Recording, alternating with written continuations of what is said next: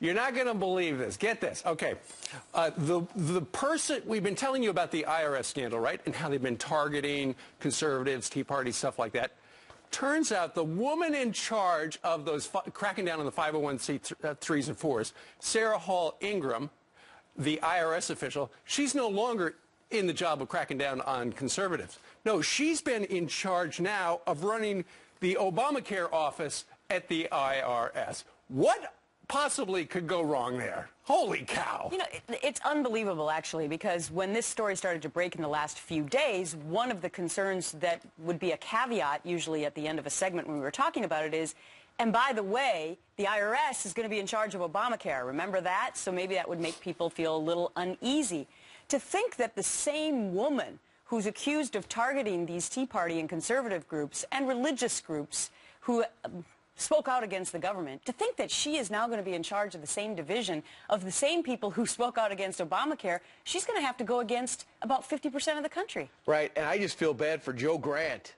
Joe Grant takes her place in Cleveland. He had the job for a week.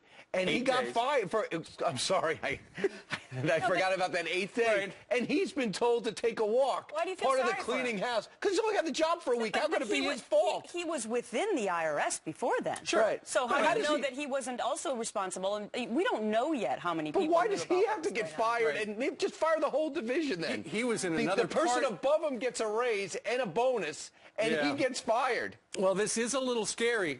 Just think about the nexus of IRS with health care and the fact that keep in mind, one of the things from the IG report was one of the problems with the IRS was they blamed ineffective management.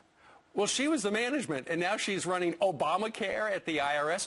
Going forward, just imagine, okay, so you go in and you're trying to get a doctor's appointment, right? And they go, well, we see from your tax records.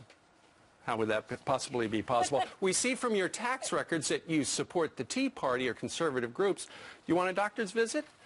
3 weeks. You want a hip replacement?